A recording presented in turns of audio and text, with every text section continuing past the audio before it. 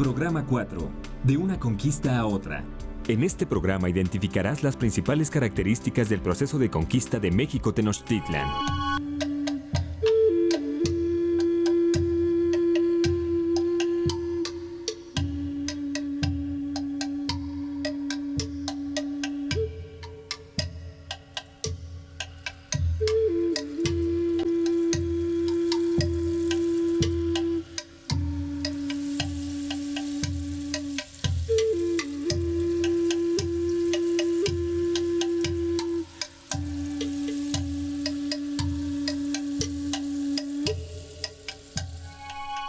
La situación en Mesoamérica a principios del siglo XVI, inmediatamente antes de la conquista española, era, como había sido durante milenios, una situación de una gran pluralidad de diferentes grupos humanos que hablaban lenguas diferentes, que estaban organizados en ciudades, en gobiernos independientes, cada uno de ellos con sus propias tradiciones, con su propio gobierno, con sus propios dioses en algún caso, aunque había dioses compartidos, cada uno tenía su dios tutelar, su dios patrono, y cada uno de estos grupos pues velaba por su independencia.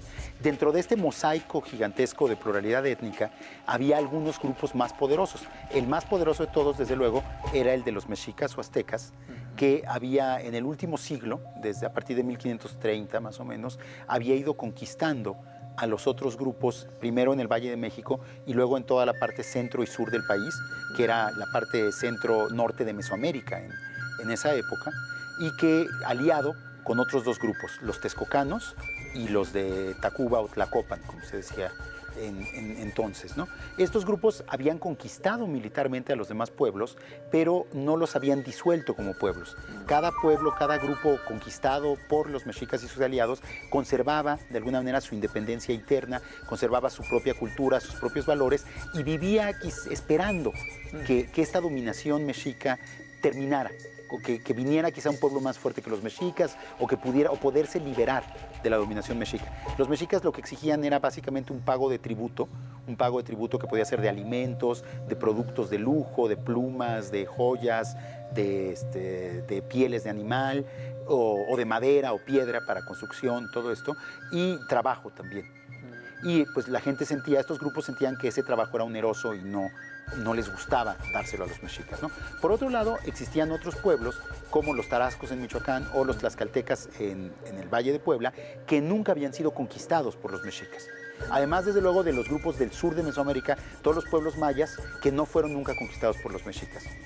Y también ya en Guatemala, en toda la región sur de Mesoamérica, sureste de Mesoamérica, también eran independientes. Entonces, pues lo que había era una situación de conflictos constantes y de la esperanza de que el dominio mexica terminara lo más pronto posible para los otros pueblos. Para realizar la conquista de México, Hernán Cortés contó con la ayuda de Jerónimo de Aguilar y de la Malinche, quienes actuaron como sus traductores.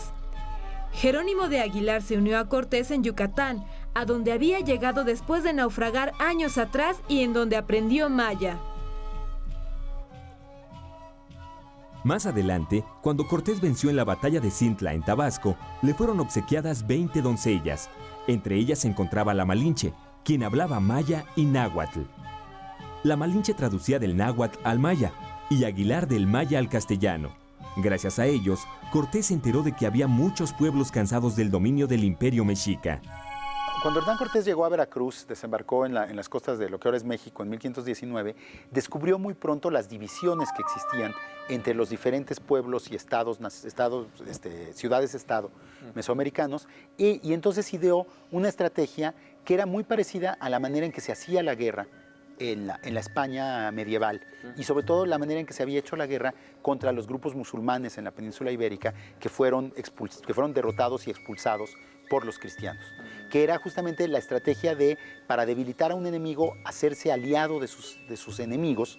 La estrategia de, básicamente, el enemigo de mi enemigo es mi amigo, por así decirlo. Entonces, buscar la alianza con los enemigos de los mexicas para, con el apoyo de estos grupos indígenas, poder conquistar a los mexicas. En ese sentido, y aquí hubo una coincidencia que fue lo que realmente permitió el éxito de la estrategia de Cortés y también la conquista, finalmente, de los mexicas, que fue que, por otro lado, en la política mesoamericana, en las tradiciones políticas de los pueblos de Mesoamérica, existían maneras muy parecidas de actuar. Cuando un grupo estaba descontento con un grupo que lo dominaba, pues era frecuente que se aliara con el enemigo de su dominador para buscar liberarse o para buscar una situación, mejorar su situación política. Entonces, las tradiciones ibéricas que traía Cortés desde la Edad Media española y las tradiciones mesoamericanas de política coincidieron en este punto.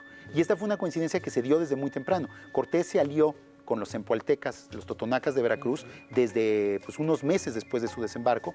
Después, por ahí de octubre de 1519, se alió con los tlaxcaltecas y así fue construyendo una pirámide de alianzas que fue lo que realmente le dio la fuerza. Ya para finales de 1519, el ejército de los conquistadores españoles era un ejército mayoritariamente indígena. Y entonces la Malinche fue como la gran traductora de Cortés, pero no solo una traductora que le tradujera las palabras, sino como era una mujer que antes de ser esclava y de ser regalada a Cortés como esclava, había sido hija de un rey y conocía la vida de la corte, la vida de los palacios, la política. Yo creo que la Malinche también sirvió como una intérprete cultural, alguien que le explicaba a Cortés las reglas de la política en Mesoamérica, cómo funcionaba la diplomacia, qué significaban los gestos, qué significaban los regalos, qué significaba toda una serie de ceremonias que eran muy importantes para la política en Mesoamérica y que a Cortés le debe haber ayudado mucho poderlas entender para poder establecer estas alianzas con los grupos mesoamericanos. Entonces, definitivamente, la Malinche fue un elemento clave que le dio mucha fuerza a los españoles y sobre todo les permitió jugar a la política y conquistar no solo militarmente, sino sobre todo, y que es lo más importante, conquistar políticamente Mesoamérica por medio de las alianzas.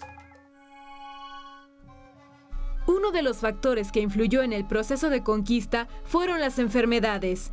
La primera epidemia de viruela acabó con la vida de más mexicas que las batallas de conquista. A la viruela la llamaban Huizáhuatl, que quiere decir la gran erupción. Esta enfermedad no era conocida en América. La gente contagiada que no moría quedaba imposibilitada o perdía la vista.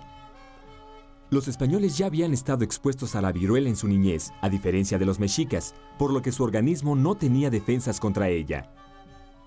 Una vez que Hernán Cortés logró aliarse con los enemigos de los mexicas, como los tlaxcaltecas, y con pueblos que habían sido sometidos a ellos, como los totonacas de Veracruz o los chalcas del Valle de México, o inclusive los texcocanos, él sabía que para mantener esta alianza que había establecido con estos grupos, debía ofrecerles algo, debía prometerles cosas. Les prometió, en primer lugar, librarlos del dominio mexica, y les prometió que ya no tendrían que pagar los tributos que le pagaban a los mexicas, que los españoles los protegerían del ejército mexica para que los mexicas no los castigaran por su rebelión. Y también les prometió que en el futuro, pues él les cobraría menos tributos digamos que su dominación sería menos terrible que la dominación mexica. Esto es una promesa que Hernán Cortés cumplió personalmente siempre. Él siempre respetó sus pactos con sus aliados, siempre los defendió y siempre se preocupó porque se cumplieran los compromisos que habían establecido en el momento de aliarse. El gobierno español, después de la conquista, no cumplió muchos de los compromisos de Cortés, porque habían sido compromisos personales de él y al gobierno español le interesaba explotar a los indígenas y que trabajaran un poco de la misma manera, o inclusive en algunos casos peor, que como lo habían hecho los mexicas, ¿no? Los mexicas, en cambio, fueron incapaces de volver a ganarse a los grupos que habían apoyado a Hernán Cortés. Fueron incapaces porque no fueron suficientemente hábiles políticamente para adaptarse a las nuevas circunstancias. Por ejemplo, después de la Noche Triste, cuando los españoles fueron derrotados al huir de la Ciudad de México en 1520 y se tuvieron que refugiar en Tlaxcala, ya muy debilitados militarmente, los mexicas hablaron con los aliados españoles y les ofrecieron que les cobrarían menos tributo y los tratarían mejor si se regresaban de su bando, digamos, si abandonaban a los españoles, pero los aliados de los españoles vieron esto más como un signo de la debilidad de los mexicas que como una verdadera oferta que les interesara. Y lejos de apoyar a los mexicas, siguieron apoyando a los españoles. Yo creo que ahí hay que tomar en cuenta que las rivalidades entre los diferentes pueblos mesoamericanos eran rivalidades que tenían décadas o incluso siglos en algunos casos, que obedecían a conflictos económicos, a conflictos por tierra, por agua, a conflictos religiosos, a conflictos políticos muy acendrados, muy viejos, y que por eso para estos pueblos, aunque nos parezca extraño, era más fácil apoyar a los españoles que acababan de llegar y que eran unos desconocidos, que pensar en apoyar a enemigos a los que habían con los que habían estado en una situación de rivalidad y de enfrentamiento durante tantos años, ¿no? Pues la conquista de México Tenochtitlan y del centro de México, que era la zona que estaba bajo el dominio mexica, fue realmente muy rápida. Se inició en 1519 y terminó básicamente en 1521, y otros señoríos que habían estado sometidos a los mexicas fueron conquistados por los españoles en 2 o 3 años después de eso, ¿no? Fue tan rápida por el éxito político que tuvo Hernán Cortés. O sea, el éxito al construir estas alianzas tan exitosas con los otros pueblos indígenas, pues sentó las bases para un triunfo muy rápido, y lo único que le quedó fue derrotar militarmente a los mexicas, lo cual lo hizo en menos de 2 años. Ahora bien, desde luego, esa conquista del centro de México Tenochtitlan y de los mexicas no es la conquista de todo México. El dominio español sobre el resto de lo que ahora llamamos el territorio mexicano tardó muchos más años en consolidarse, porque en las diversas partes del territorio vivían pueblos muy distintos con características muy diferentes. Entonces, por ejemplo, por dar unos ejemplos, ¿no? La conquista de Michoacán no fue propiamente una conquista, porque después de ver lo que le había pasado a los mexicas, los purépechas, los señores de Michoacán, decidieron aliarse con los españoles y someterse pacíficamente a ellos. El experimento no funcionó muy bien, y finalmente, unos años después, en 1530, fue ejecutado el gobernante de Michoacán, el Cazonzi, Tanguachán, por los propios españoles, y ya hubo un gobierno directo de los españoles sobre Michoacán. Los mayas, en cambio, resistieron militarmente durante varias décadas al dominio español. Las conquistas de Yucatán se inició en 1527 y no terminó sino hasta 1545 en realidad. Y hubo señoríos mayas que mantuvieron su independencia hasta 1697, es decir, más de 150 años después.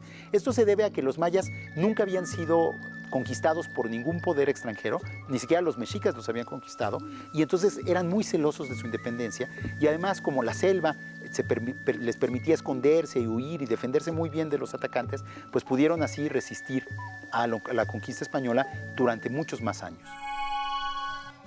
Después de lo que hemos visto, responde: ¿cómo fue posible que un imperio tan poderoso fuera derrotado en 2 años? Comenten sus puntos de vista en grupo.